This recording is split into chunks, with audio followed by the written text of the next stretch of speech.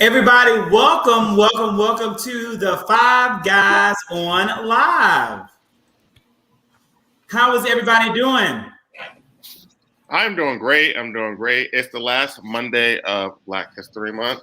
It is, CJ, and you are wearing your Black Colleges Matter tee in celebration. Shout out to the Book Boutique is where I got it from in Atlanta Station. A Black-owned business new to Atlantic Station. It's called the Book Boutique, and you recommend that we check that out, correct? Absolutely. And Darius, how are you doing? You got on your all red everything? I'm well. And yourself? You got on your brand new sound equipment to match your outfit, I see. Well, it's not brand new, but I hope it does sound good. It does. Is that Icy Park? Are you wearing Icy Park? No, this is just Adidas by Adidas. And Vince has flown back into Atlanta just for the recording in the nick of time. How was the first leg of this nationwide extravaganza? Yeah, New Hampshire was great. I literally just woke up 12 minutes ago from jet lag, if you will. But yeah, it was great to go to a new state. It was cold as freak. Blizzard just left that area like right before we landed. So it was like -12, not -12, it was 12, then -6, then it got into the 30s. But all in all, it was great to be able to do live events again, right? Because we haven't been on tour since March of last year. So all the dancers were happy. And I feel like this season is going to be a whole nother level because people have been cooped up in the house. So all the talent has just been brewing. You get what I'm saying? So it was a great show. Great show. Exciting. And everybody, we are happy to have us back tonight and what is becoming a regular occurrence in the one and only Leo you love, Dr. DeAndre Pickett. Dr. Pickett, how are you doing? I'm glad you said Leo you love because, yes, you can't hate a Leo. I thought it was just Darren Pickett tonight. I'm sorry. I'm not messing with you. But I am well. And contrary to CJ, he's Black History in February. I'm Black History 365. So while he is just like McDonald's, while he is being Black History just the last Monday, I'm 365. And so, so I'm great. That's great. I'm great. You ain't gotta come off mute. I never said you ain't gotta come off mute. I never said I wasn't 365. Okay. And so, you know what a great day to all come together as we really are here in our last show of Black History Month of 2021.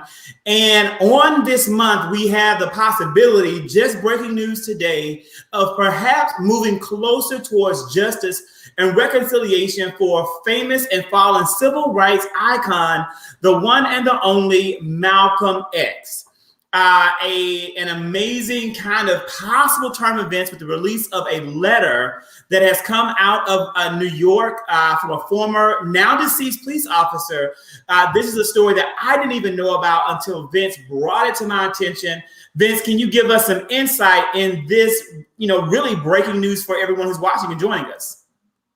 Yeah, so the gentleman's name is Mr. Raymond Wood. He recently died, and on his deathbed, he basically wrote a letter stating that the FBI and the NYPD conspired to assassinate Malcolm X, and apparently was very detailed. And right after that, what's his name? Civil rights attorney Benjamin Crump has now signed onto this, and they're demanding that they want to reopen the case. The NYPD has actually, I guess, sent a press release out saying that they have given all of the files and details of the case thus far, and they'll do whatever they need to do to assist. The FBI hasn't said anything yet, but it really stroked, I don't want to say a nerve, but it stroked some interest for me, because in the event that this is true, I think that's explosive, because now we're seeking justice for a civil rights icon. And as we all know, history repeats itself. So I feel like in the event that this is true, this same fabric and blueprint of the FBI or NYPD allegedly,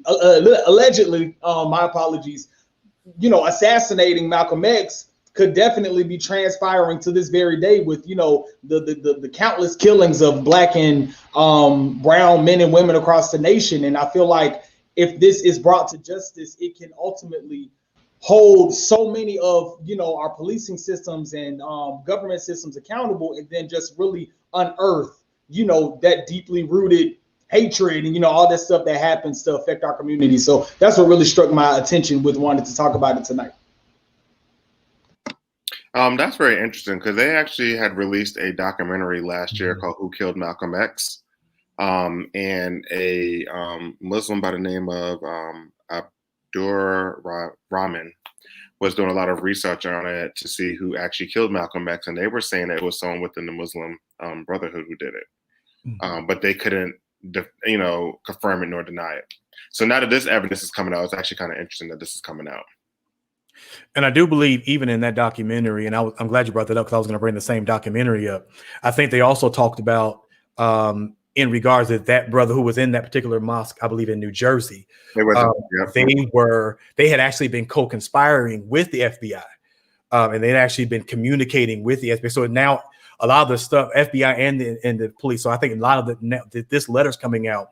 It's now starting to piece together a lot of things that we knew, but I think now it's starting to more find itself coming out to light. And as Vince was saying, this is another piece, because we already knew that the FBI had already been co-conspiring to get rid of Dr. King.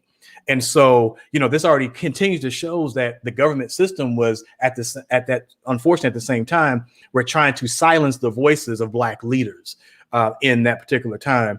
And I also encourage individuals to go and watch the movie Antebellum, because of the fact that if you have not seen that movie, it speaks a lot to a lot of how many whites see Black people. And I'm not going to tell the movie because I really want you to go see it, but you really need to see that movie, because what my fear is that there really is a town or a space that's just like that movie. So I'm glad that this stuff is coming out, and I'm interested to see what's going to come beyond that. I'm glad you brought that movie up because that movie was actually good. It's with Janelle Monáe, and right. I wish we could talk about what we're not, because some people may have not seen it, but it really is a good movie, and makes you really think. When movies come out like this, make me think what Hollywood really knows. And they know things that are going on like this, and that's why they're portraying these movies and things like that. So if you haven't got a chance to see it, like Darren said, please go and check it out. It's an amazing movie. It really is. It's crazy. You can stream it on Hulu. I think Hulu just released it maybe 2-3 weeks ago. Yeah, it's available on Hulu now. It is on Hulu.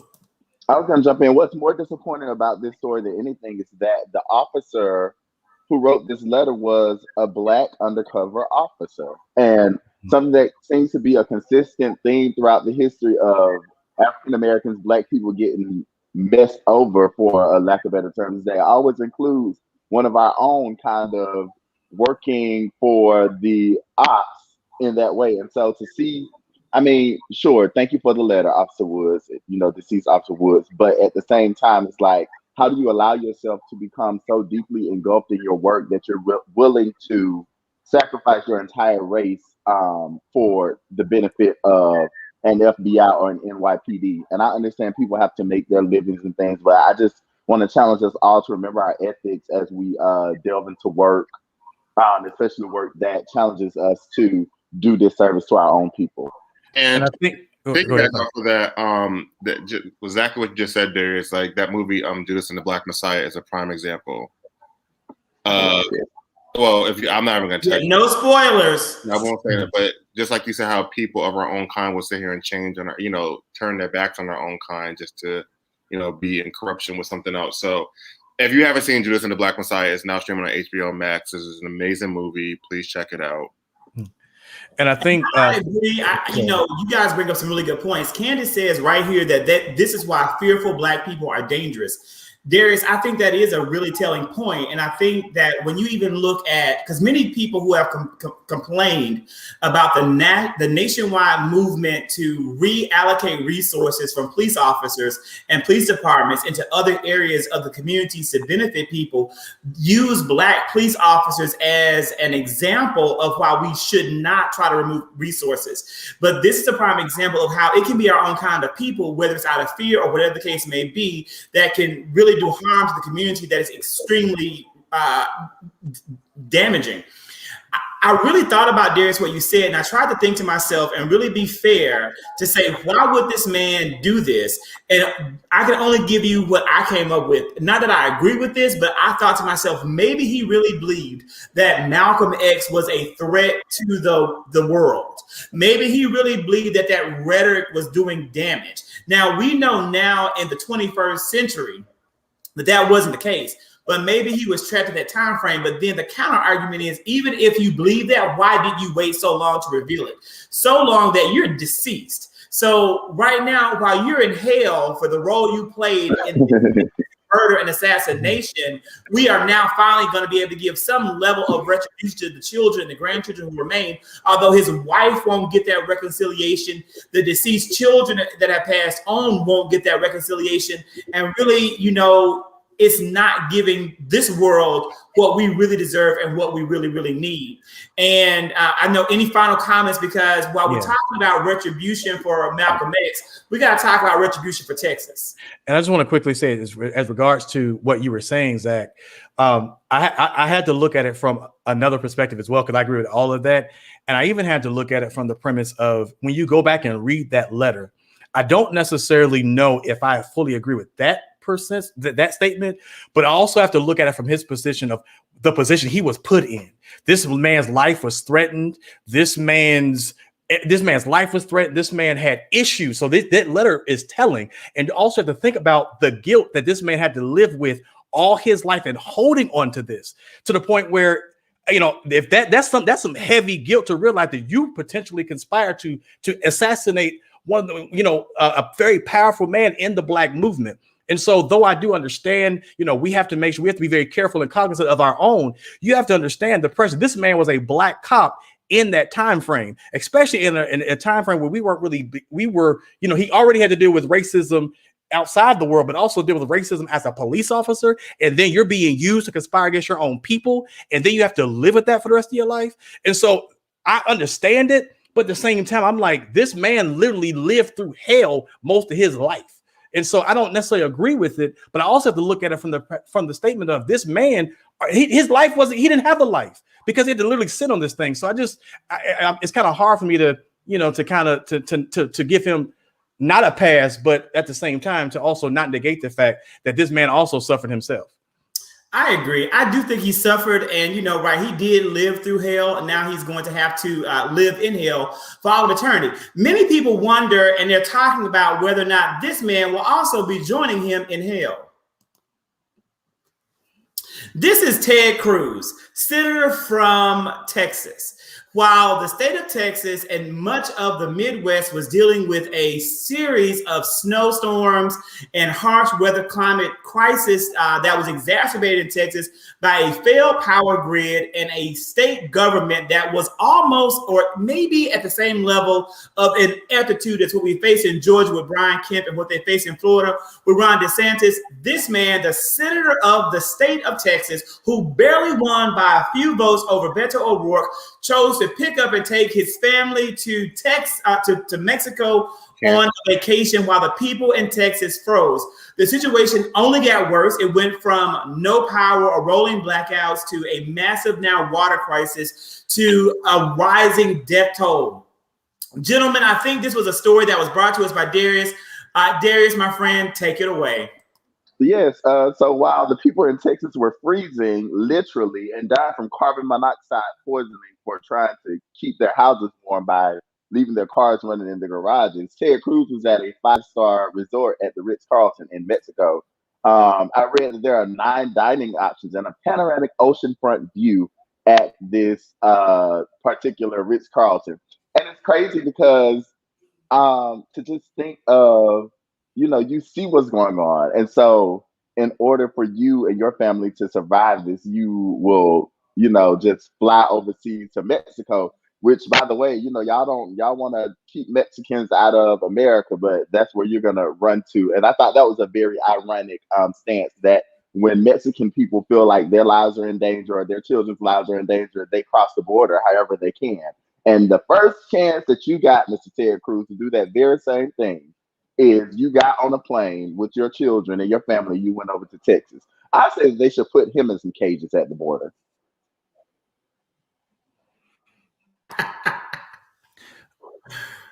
Anyone, Darius, I couldn't agree with you more. Ted Cruz deserves to be put in a cage at the border. Darius, do you think his wife and children should get put in the same cage?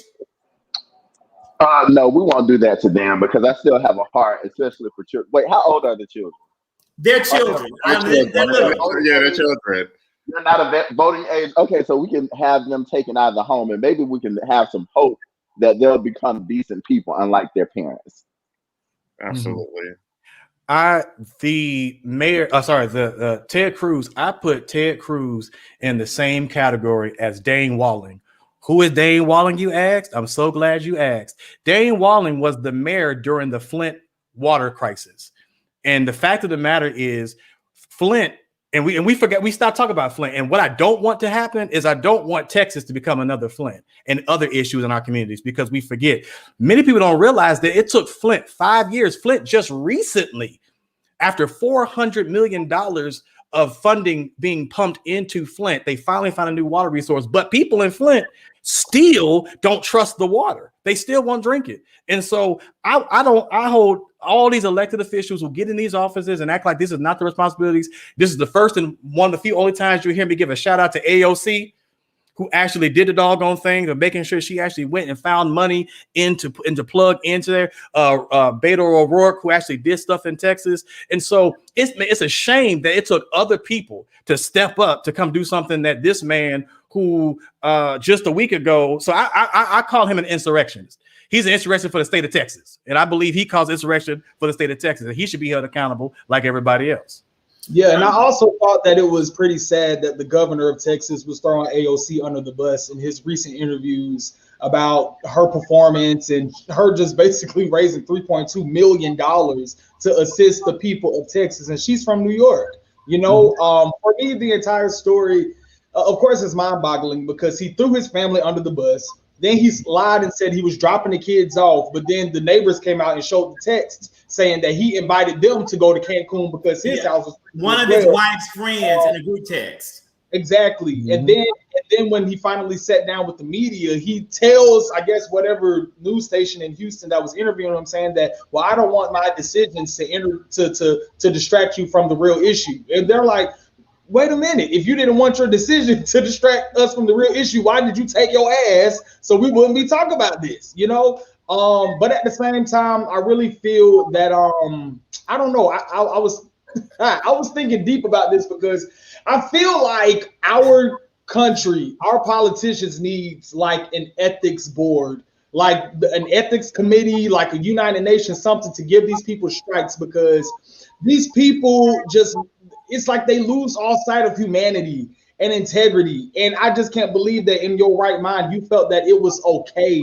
to travel to a resort in the midst of your entire state that elected you is freezing and dying. But in that same token, you got Nancy Pelosi at the top of the pandemic that was getting a haircut when she wasn't supposed to. You got Gretchen in Michigan, who was breaking her rules, her rules and guidelines that she did. You got the Austin mayor. I mean, the mayor of the city of Austin, who's a Democrat, who did something that was going against the pandemic rules and regulations that he set inside. So it's like these politicians, I don't know what it takes, either shame from other nations, or if we need quicker times to vote these people out. I don't know what it is, but it's like they just lose all sight of integrity and humanity, and it sucks. And it's just like somebody just said earlier, that it's sad that Texas is a deep red state because he might get elected in 2024 again. And I really hope that the Democrats utilize this effectively.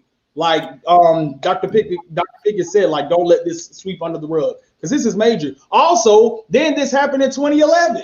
So that was another thing, that a Democrat has not run any major part of the state of Texas in 20 years. So for the governor of Texas to throw them under the bus, all the mayors throwing people under the bus, it's been Republican ran for so long. Why y'all still messing up?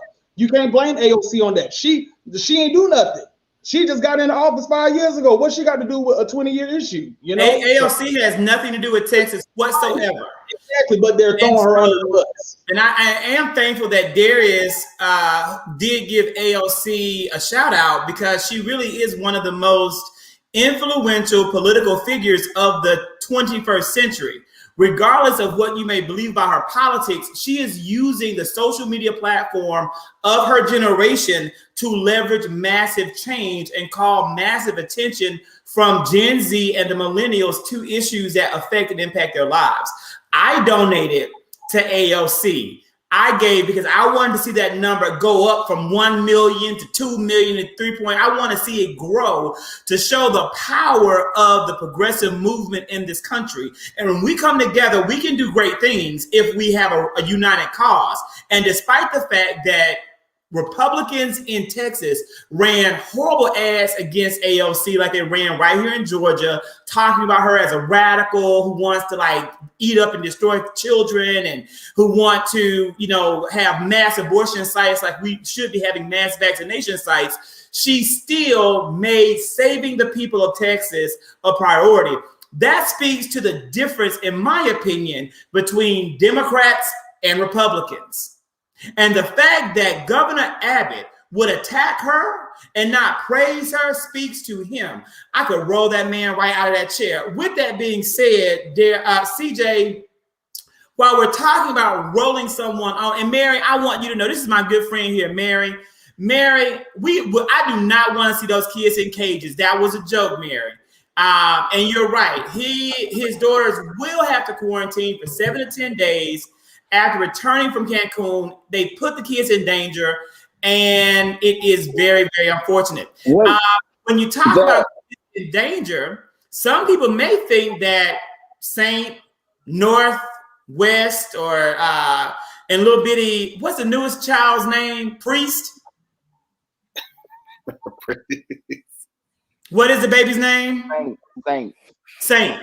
Baby Saint, they may be in danger as now we have new updates that Kim Kardashian West and Kanye West are divorcing, or I don't know if they're already divorced. No, so it's official. Yes, CJ, give us this update. This is your big news story. Tell us about the Kim Ye divorce sale. No, it's not the big whatever story. However, so yes, Kim has made it official. She has filed for divorce over the past weekend using one of LA's or California's best lawyer, which is Laura Wessler. So she filed for divorce. They will have joint custody, and they both signed a prenuptial agreement, so there is no loss taken between either one of them. She allegedly changed all the locks over the weekend. He is living back in Wyoming, and she changed all the locks to the home in Calabasas.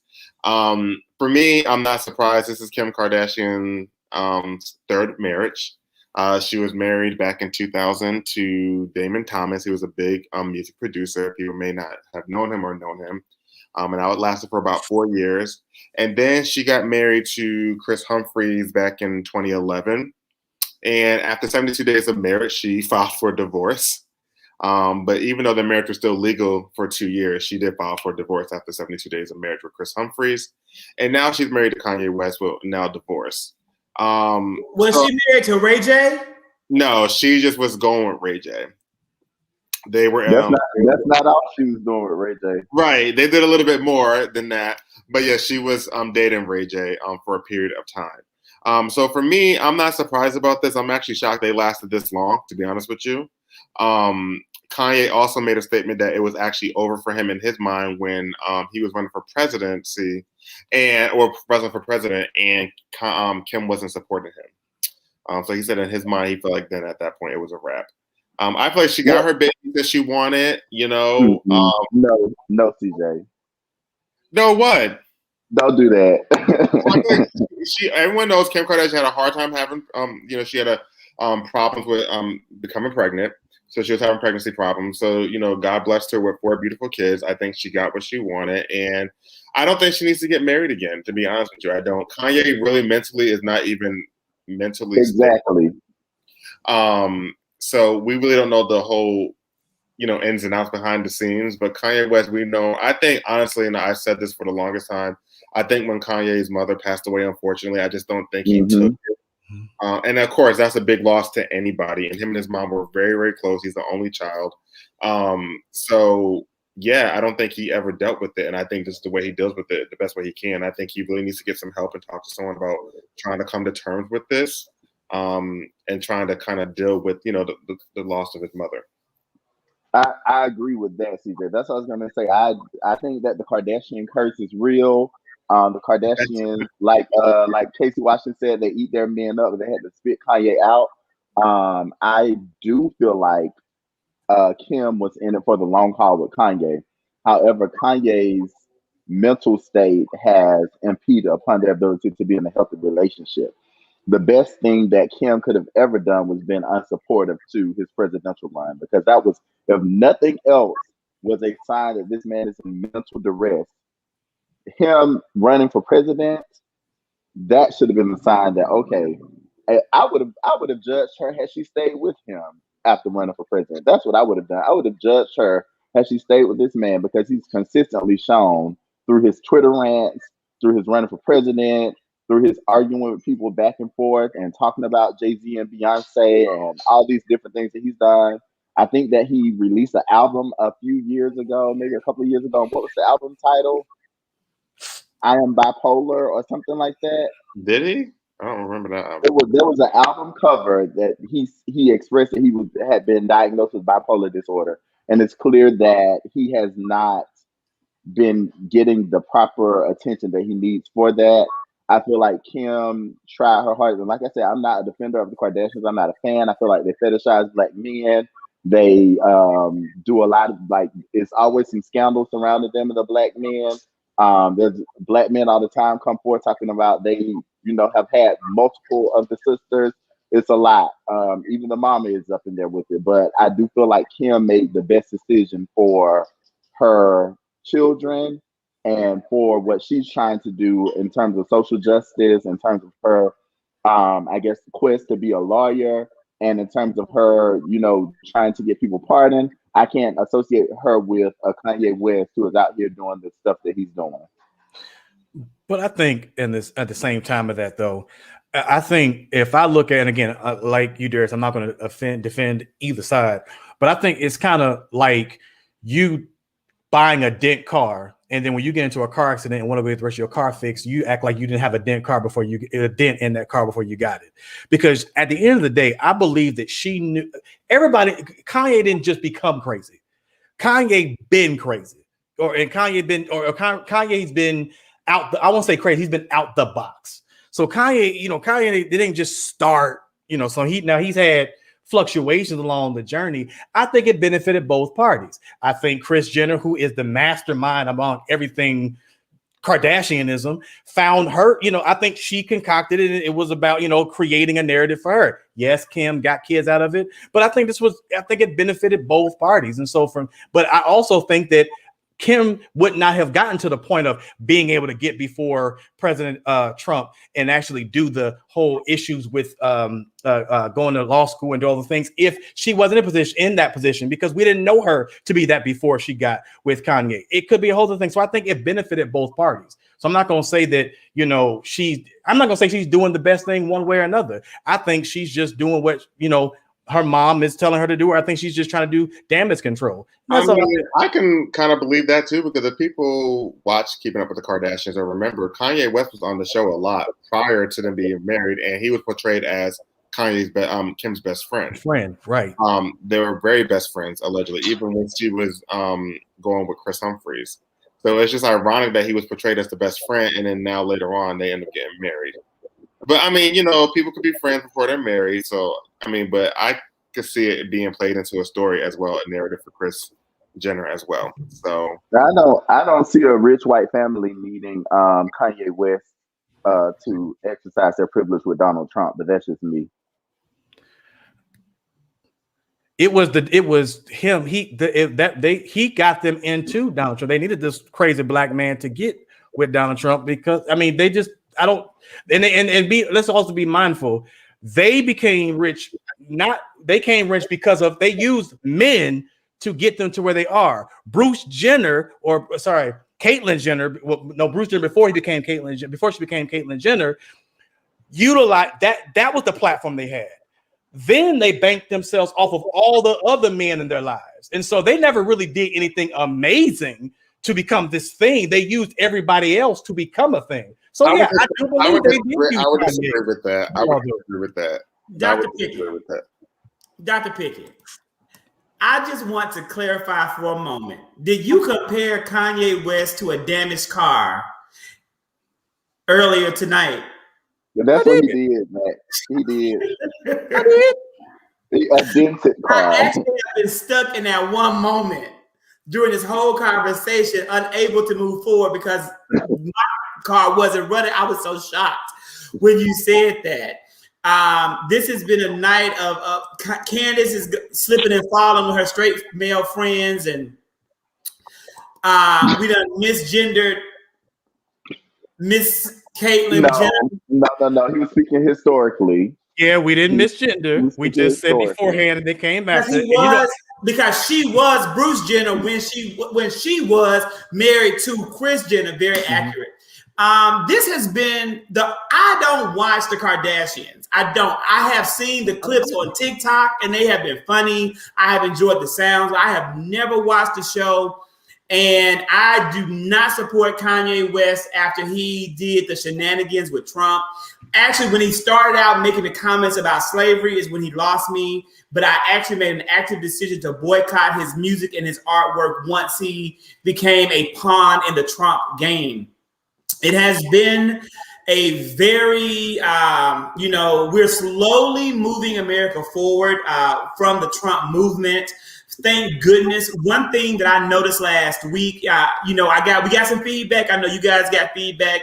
Several people came up to me after the show from last week and they were saying, I don't know why you had those topics. They don't care about any of the people we were talking about, probably because they may be low-key racist and we were talking about white people and they didn't want to hear about white people on the show from 5 Black Men.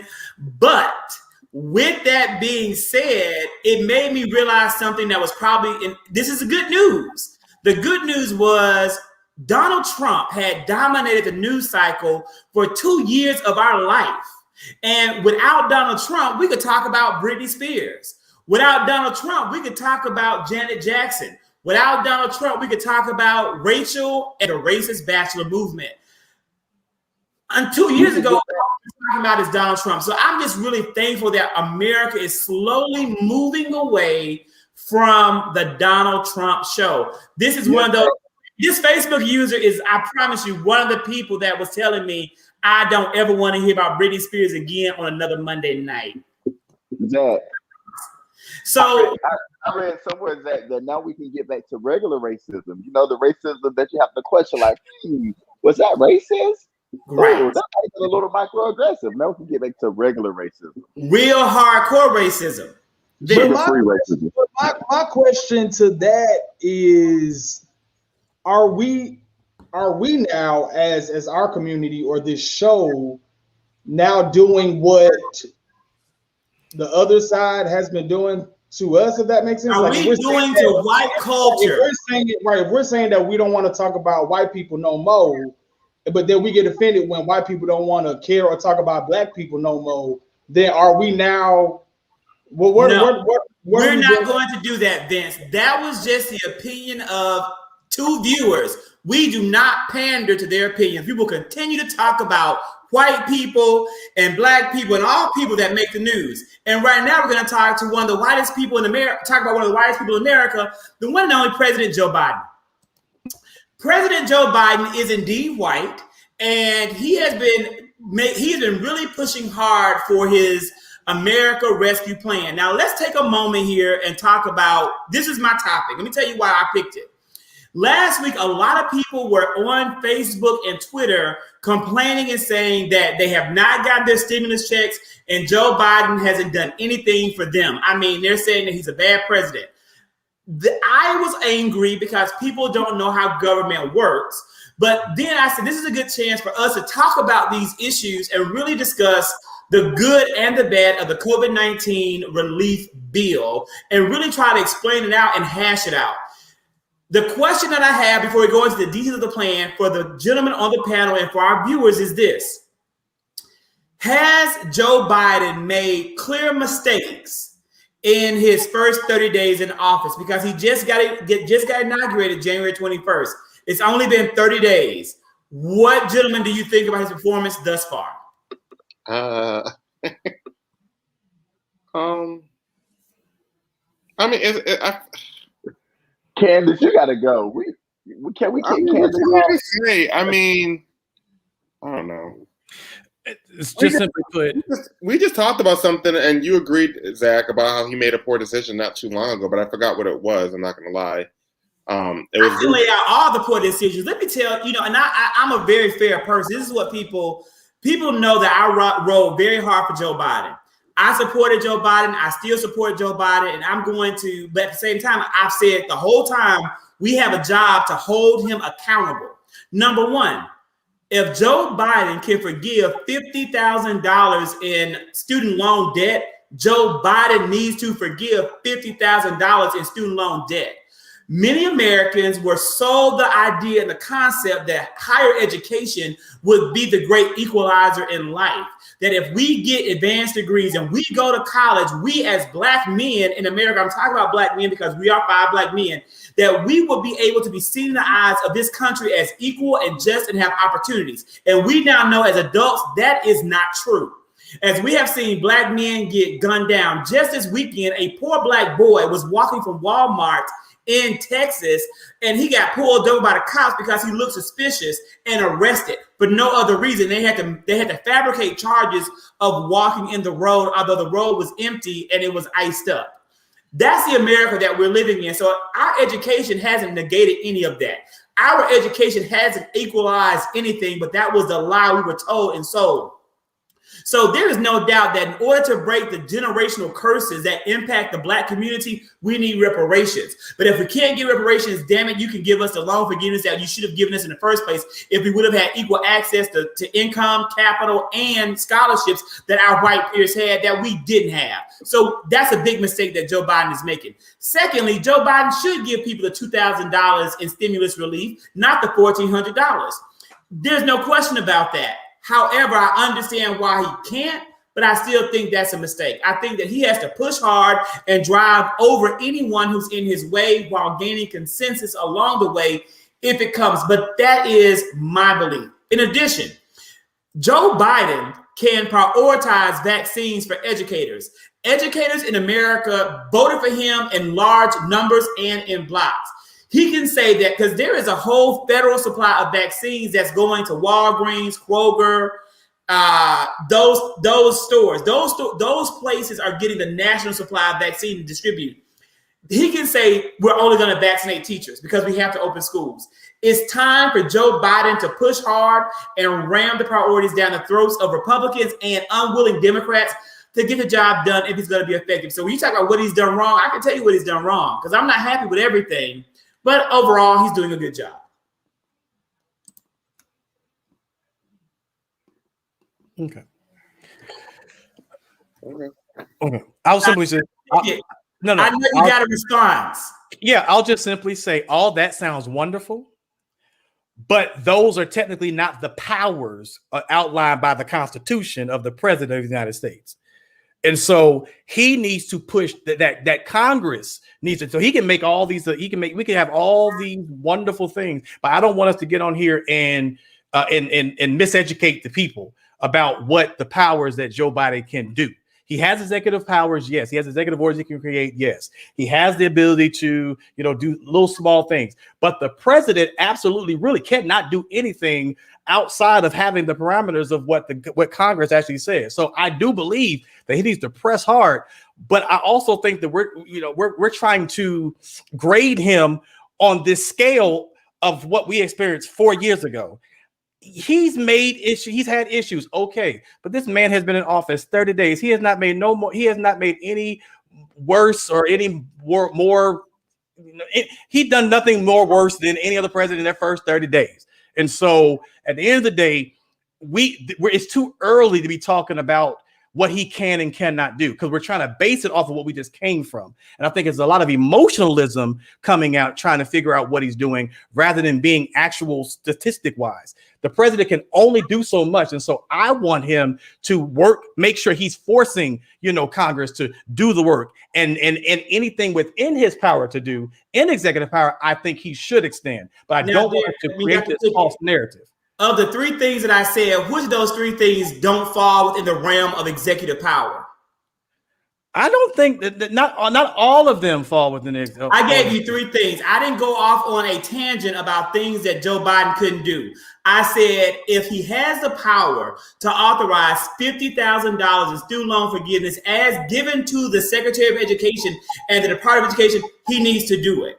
That is what my argument was around what he is pulling back on.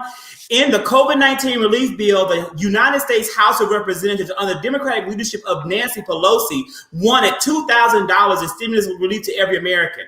Two United States senators that gave the Democratic Party control of the Senate, Raphael Warnock and John Ossoff, said that they wanted to give the $2,000 as well, and they ran on that as a platform. Now, I also said I understand why Joe Biden fell back, but I don't think he should have fell back. I think that he should have kept that in the $1.9 trillion relief plan. That money never left. It's still $1.9 trillion. All he did was reallocate the amount and took this. It was 60% of that going to the American people directly. No, I'm sorry. It was 70%. He took it down to 60% and put that money into vaccine relief and schools. I'm not saying that's not a good use, but I'm saying you have to give the people what you promised the people. And again, full disclosure, not going to get a stimulus, haven't got $1 stimulus. If you are out there watching and you get a stimulus, throw a brother $10 cash app. I'll put it to good use. I promise you that. So of those things, Dr. Pickett, none of it fell outside of executive power. I understand how government works, and I understand what's in the realm of the executive branch of government. I think personally, there is regardless, hold on. I think regardless of executive power or not, I just have to agree with Dr. Pickett is that life is not a sprint, it's a marathon. Candace hit it right on the head. I guess we went through so much that we want our stuff right now. That was a traumatic experience. When you think of the word trauma, that can be an everlasting saga for one's life. In my opinion, Trump is like a virus. You have to take many doses of shots and pills and medications to get rid of a virus in certain occasions. And I feel like America has to now purge itself and go through the process of shedding off those layers from what Trump did to this country. And it is not going to happen in a month. That's not even realistic. So when people get on this high horse of automatically just complaining and just doing all of these things, I get where it's coming from, but that's why Dr. Pickett said is, for me, it's just sheer emotionalism. I like what another person just said is that normally presidents should not get judged until 100 days into their presidency. So it's like, are we really giving him a chance to really flex the muscle and do what we're expecting him to do, or we're just automatically hanging him out to dry? Like, I mean, we got to be realistic about the situation. Like, that's just real. And you make some great, I agree with that, but again, I'm not one of those people that's out here complaining about Joe Biden doing things that he can't do. Again, it's not, you're not one of those people that's not complaining then, but you know that there are people that are complaining. Then my feedback was for them. So it wasn't directed. But here's my feedback for you, Vince. This is my feedback to you, and the feedback is this. Let me have it. Republicans like Donald Trump and Mitch McConnell double down and they give their base exactly what they said they're going to give their base. If they say they're going to nominate Supreme Court justices who are anti-abortion, they're going to give you Amy Coney Barrett. They're going to give you Brett Kavanaugh. Democrats typically get in office like Joe Biden. They want to work on the middle ground. They want to take it slow and they want to do all they can to build consensus. Republicans are not going to meet us in the middle in this moment. We have to double down and also support our base. In 2022, Raphael Warnock is going to run for re-election. You already have David Perdue, Kelly Loeffler, and Doug Collins lining up to defeat this man. They have put up 9 different voter suppression bills to ensure that Democrats are beaten to the ground in the state of Georgia, and we have very little power around it. If we can't go back to the people of Georgia in November of 2022 and say we did exactly what we said we were going to do, there is no hope that we're going to have to even maintain the Senate, and we're going to be in much worse shape in 2022 than we are in 2021, and we have to avoid that at all costs. That's politics. But Right. Zach, but you know what I want? It's not about kumbaya. You're still speaking from hypotheticals. So I would be more affirmed in what you just said 100 days from now. But you're speaking of what could, should have, might happen. We don't know if it will. It may change tomorrow. You don't know that. So I just don't want you to get so established in this moment that you're having right now when it hasn't even come to pass. But no, that's what Biden has said out of his mouth. His goal is to bring everyone together. That is his goal. That's why he didn't make the decision to do $50,000 in student loan forgiveness. That's why he is taking his time on all of these efforts, because he wants to unify the American people. Because I'm not a president for the Democrats. I'm a president for everyone. Those are his words. It's not hypothetical.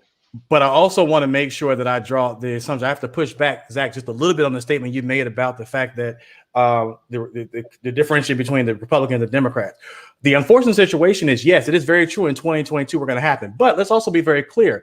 This package still also has issues that deal with even within the Democratic Party, because even though he did say that Trump and the Republicans actually, get people like the Supreme Court justices in there. Well, here's the problem that we're dealing with right now with the Democratic Party.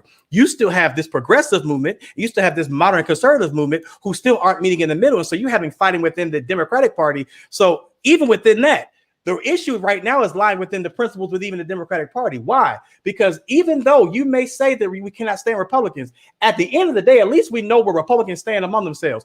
We still, as a Democratic Party, don't have a platform.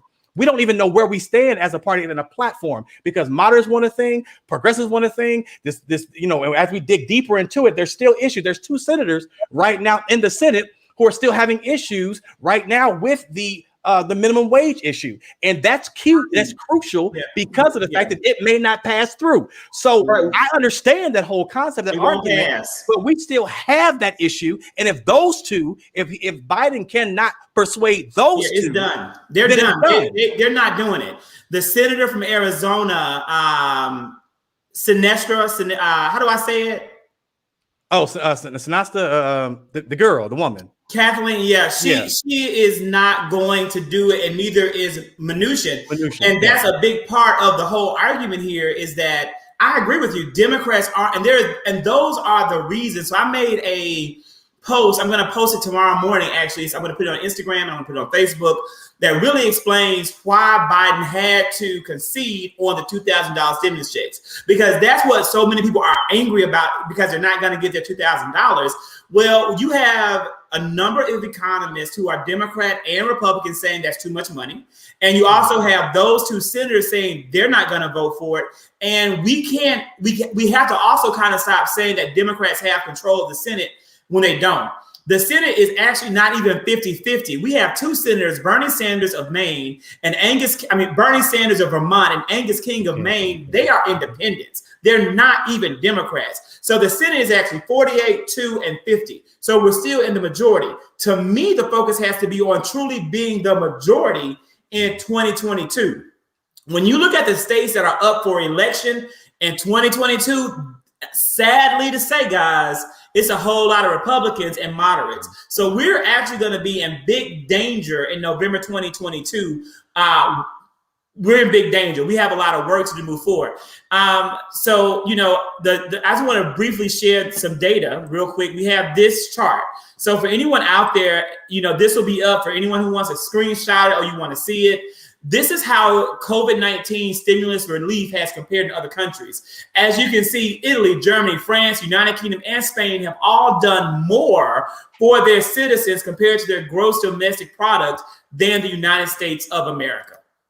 And in addition, this is how the money that President Biden wants to allocate in that $1.9 trillion will be broken down.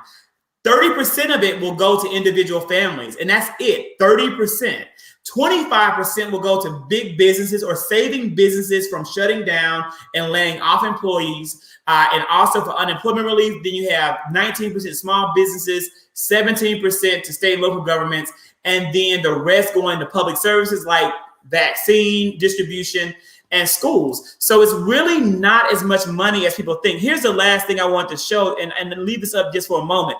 A lot of people complaining about the stimulus bill being too much money or saying, I don't need more stimulus. This is how the money was really spent by Americans. The majority of people in the United States of America took the stimulus checks they got over the last two disbursements and they spent it on food. 45% of that money went to paying their utility bills, paying their bills. 44% went to household supplies or personal care products that people need to live, like toilet paper and soap and feminine hygiene products. 25% went to rent, vehicle payments at 22%, 21% for mortgages, and then you get to 20% for paying down credit cards. When you talk about paying down credit cards, that's probably debt people put on their credit cards while they were waiting on their stimulus bill to come. The next part came down to clothing, and then 12% for savings and investment that people seem to say so much this money went to investing or so much of it went to savings. What is $600 going to really do in that last stimulus? What you going to really save? What you going to really invest? So all of that was such a misnomer. And Kanita, I found this online. This came from How accurate are these numbers? And this is from an incredible source where you got this. If you are listening, he'll tell you. He was just about to do that. Okay. CJ, when have I brought numbers onto this show that were trash? When have I done that? Never. I was just asking. Okay. Now, poor Kanita here. Now, poor Kanita, she don't know me from Adam's ox. She actually asked that. You know how I feel about honest, accurate information. She actually asked that question as I was asking it.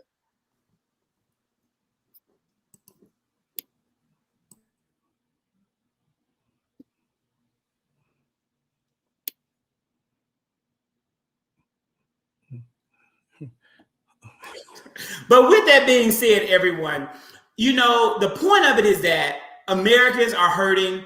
They need stimulus relief. There's a lot of reasons as to why the numbers were brought down. I wish it hadn't been brought down because I don't believe that we have done enough in America to support people directly.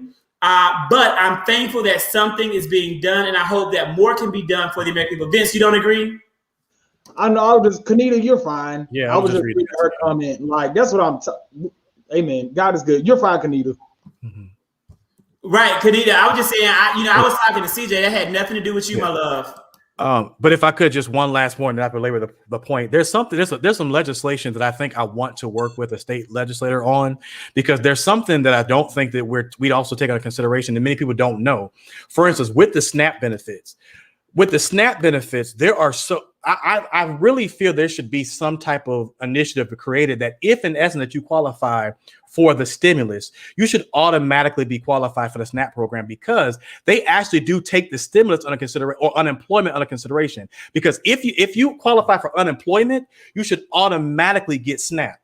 And because at the end of the day, here you are sitting here trying to think about how you're going to use your unemployment and do food. They take that under consideration. They take your unemployment under consideration when it comes to SNAP. And there are people who get disqualified for SNAP simply because of unemployment. And it's these small little things. And so I also think that we need to be having conversations with our state government officers, these people on this gold dome right now, while they're trying to create legislation to keep us from voting. We also need to be down there rallying and talking about how we're going to make sure we get these SNAP benefits for these families who really need it as well. So I want to make sure that I put out there, because I think I really want to work with some state elected officials on how we can get that solved. The new stimulus plan increases SNAP benefits as well. I don't think it makes it automatic, but it increases food stamp benefits by 25%.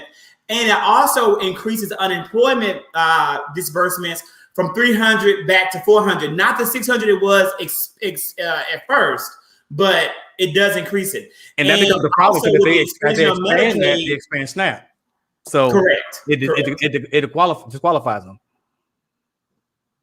I have a question. So, with the speed that Biden is taking, or the lack of, that I feel like people are complaining about, do you think that his apprehension is possibly not necessarily steering in that middle ground, but making sure that whatever is decided, that it doesn't have severe ramifications to where next elections come up and now the Republicans have so many smoking guns to say, well, Biden said this and he gave it all, but this is a shit show that we are living in now because Biden did XYZ so fast that he said he was going to do. Do you think he's trying to possibly be a little bit more wise, or do you think he's, again, like everybody's saying, he's just staring in the middle ground? Because I think right now both parties are like sort of on eggshells, trying not to, give away too much to where they got something on us and we can, take them down in 2022, 2024, so on and so forth. Just like Trump. Trump was a smoking gun. Trump did a lot of BS and he backed himself into a wall. Trump was a great smoking gun to the Democratic Party. Do you think Biden is possibly looking at it through that vantage point? I do. At the end of the day, we are in the middle of a pandemic. People are dying, literally dying. I think they had a candlelight visual or something today, commemorating. At this point, we had 500,000 people. I'm not worried about how it looks to anyone. People are literally dying. They need to figure something out, and they need to figure it out fast. This is not the time to be dragging feet, playing footsie, and figuring out, oh, who am I going to appease when I do this, when I do that. We need to figure out how to stop people from dying. And I get that, but that's how I think at the end of the day, that's to Vince's point. I think that's how you lose the war. We think we look at the battles and Republicans play the war. They're playing chess and we playing poker. We're not even playing the same game. And so the problem is, I hear what Vince is saying because of the fact that both parties right now, both ends are on eggshells because both of them have a lot to lose. But Democrats have more to lose because at the end of the day, the president, even though he is the president, he has a bare majority in the House and he has really no majority in the Senate. And so now you're asking this man to potentially get to a position where if he flips in 2022, he's getting nothing. He's getting absolutely nothing. And so we don't have the luxury. And that's where that's where we lose, because we want to play checkers and we want to play poker. And these jokers over here playing chess and they doing it better than us. And that's the sad part. But who cares about winning the next election when people are dying? Like, people will look at that and say, okay, people are dying and you stop the death toll. So maybe we don't want you because you spent too much money saving people's lives. But who's going to be the next person? I don't even think I care about who's going to be, worried about who saves somebody's life. Like, people are dying. At the end, but what you're asking him to do is, because he came in, it didn't come 500,000, 500,000 when he didn't create that. That happened over a course of a year. Right, so we're asking a man to fix something that happened over a course of a year and still try to be a thing for a people. At the end of the day, yes, I do care about who wins this election in 2 years, because we might be effed up in 2 years, even then now. So it can get worse, because again, I'm just not one of those individuals, because again, I've been in this politics thing long enough to see that, again, if we don't play the long game, we're going to get screwed in the end, because now you have to sit here. You have to play the long game. You can't play for the now.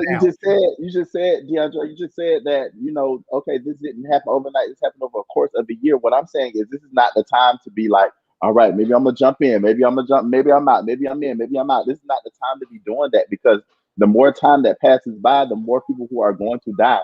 And it's not a question of who's going to be the next person in a seat. It's about who's going to be the person who makes sure that we stop this death toll in America right now. Right now, not tomorrow, not next week, not let me see if the Republicans going to be on board in 3 weeks.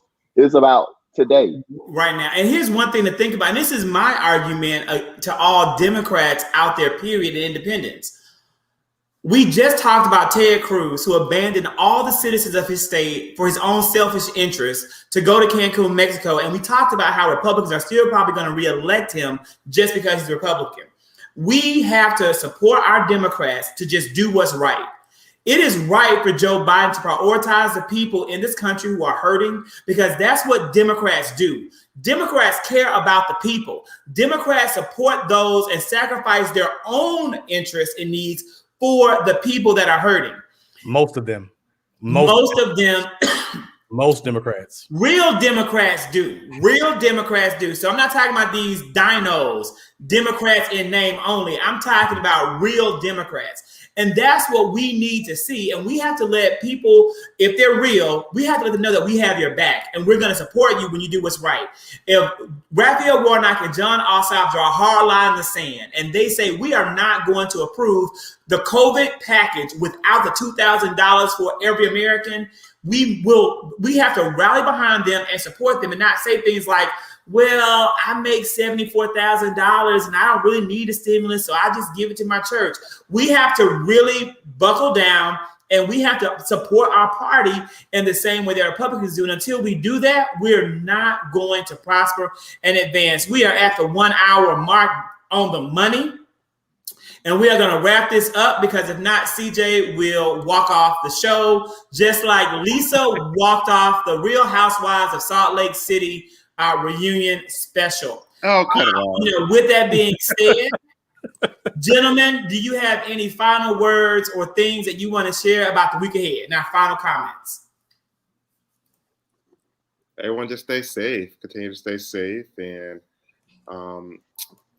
Georgia just recently rolled out massvaccine.com or something like that, to where you could see, see if you qualify to get vaccinated now. They said the goal is to get 1,000 people vaccinated a day. I don't know who qualifies for it, but it's still something. People who are in 1A. So it's still going to anyone over 65 years or older. And caretakers too. Caretakers and frontline health workers, right?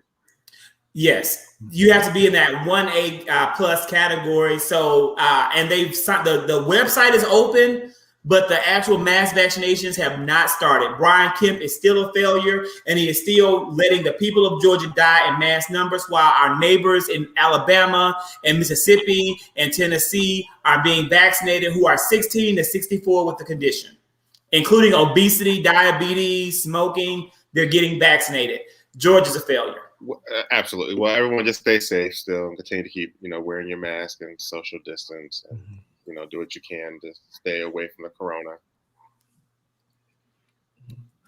And if you have contracted corona, if you are a COVID-19 survivor, good news came out today from Dr. Fauci. He said in the interview that one dose of any of the vaccines, pretty much when you've already had COVID-19, very well may make you just as effective as two. Actually, let me tell you what he actually said.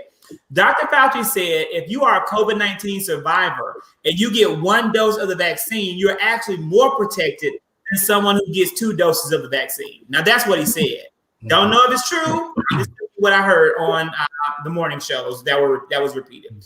Gentlemen, anything else? Final words? Yeah, my last thoughts for I know CJ and I joked about it, but I do know, yes, this is the final week of Black History Month. I just want to encourage everybody to please make sure that you do not take this time and just let Black history be done after February. Please encourage your young people to study those hidden figures, those hidden gems in our community. Make sure they know about the individuals they don't hear about necessarily in the history books, but have them go and study. And please know that we are continuously speaking our ancestors' name. We call their names and we speak them loud and clear. Ashe.